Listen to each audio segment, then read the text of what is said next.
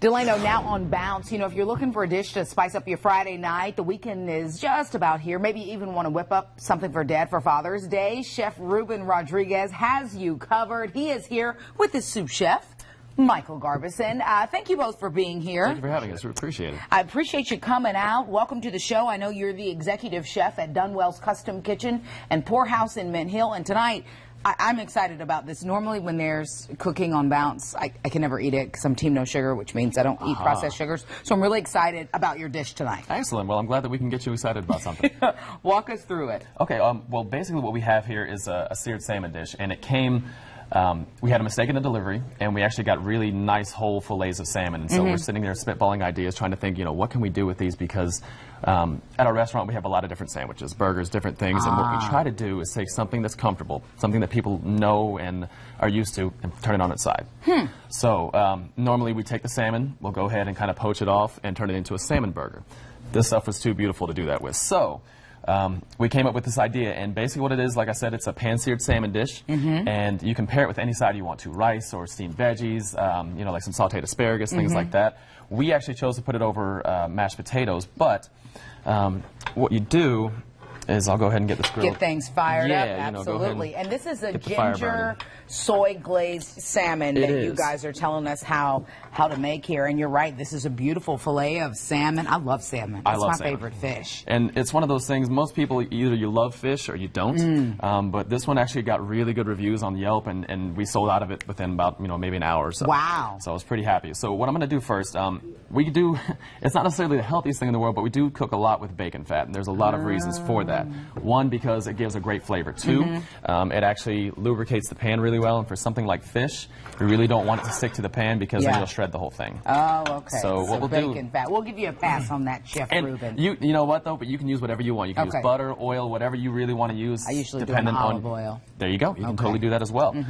Personally, like I said, I just prefer the bacon fat because I love bacon. Right. Anything involved with bacon, you know. I mean, there are people who don't, and no judgment, but, you know, bacon is pretty tasty. I love how fast that pan heated up. Yeah, it's really good, and that's one of the beautiful things about this dish in particular. It's quick. Once you get all of the items together, it takes just a few minutes to go ahead and get everything together and get the fish cooked. So once it sears on the one side, it's going to cook about halfway through. Yeah. And you'll notice the fish, you can't really see it necessarily. I'm going to try and tilt the pan a little bit, but for a fillet like this, you'll see the color change about halfway up. Once that happens, you get a really good caramelization on the bottom side of it. You're going to go ahead and flip the salmon over, and what we developed was a ginger soy glaze. Oh.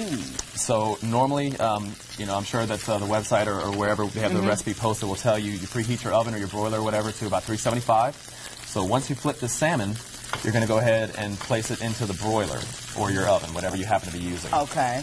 Now, I'm going to go ahead and tell you, anytime you're cooking with oil or fat or anything of high heat and things like that, you've got to be extremely careful. It'll splatter. You don't want to burn yourself. Yeah. I know you're the professional though. So even professionals make mistakes. It's funny because my daughter, who will be 8 in August, she always tells me every day when I go to work, "Daddy, be careful, don't burn yourself." I said, "Okay, honey."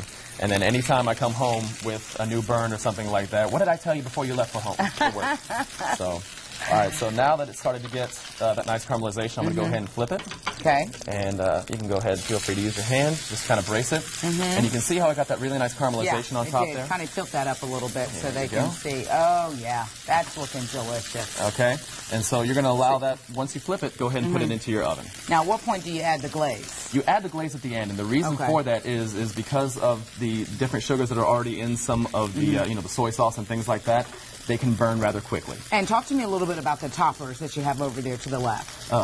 Mike, would you like to tell them about it? Well, when we were talking about it, we knew we were going to go with a lot of Asian flavors, so we do a lot with wasabi in-house. We do a honey wasabi sauce, which is really good.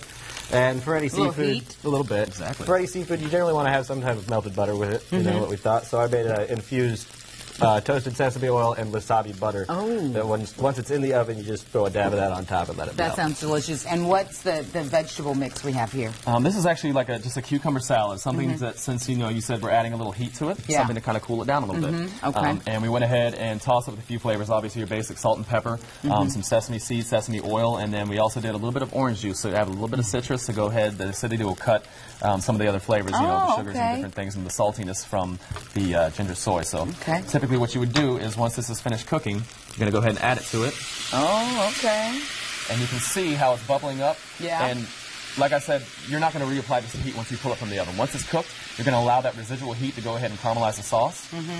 And I had another piece that was cooked, but this one's looking really good, so I'm going to use this one. Oh, yeah. So what I'm going to do is put this here so everybody can see it. There's the mashed potatoes. Oh, looking so delicious. And just go ahead and take your salmon, plate it right on top there. Oh, and that wasabi and toasted sesame infused butter just sliding right off there. Exactly. And then I like to go ahead and garnish first. Yeah. Just to infuse some of those flavors and things. Oh, I can smell it. Oh, that is, and yeah, afterwards, that's heady. pour it right on and top. You pour it on. Ruben, you're speaking my language. You know, and I'm multilingual. I speak English and bad Spanish. So, but here you go, and that's really, like I said, it's very simple, very classic, elegant. It's something that you know, a mom and the kids can get together and kind of put some stuff together and make it, and hopefully that'll really enjoy it. So, we do tend to do things like this as often as possible. We do focus a lot on sandwiches and burgers and wings and all these different things, but we love when we get the opportunity to do something like this. Yeah, that looks delicious. If you want to make Chef Ruben's ginger soy glazed salmon at home, we've got the recipe in the recipes section of WBTV.com. Ruben, Michael, we want to thank you guys for coming out. Dunwellz Custom Kitchen and Poorhouse. There we go. In Mint Hill. So if you're looking, take a little trip, a little drive, maybe for Father's Day. This is something that would be right up Dad's alley. And of course, you can recreate this at home. Thank you so much, fellas. Thank you for having us. Really appreciate it. We appreciate it. Thank you. Great to meet you both. Appreciate you coming out on a Thursday. Delano's got to read the next story, which means I'm going to get the first bite. That's crazy. Ladies first. Let me tell you, Ashley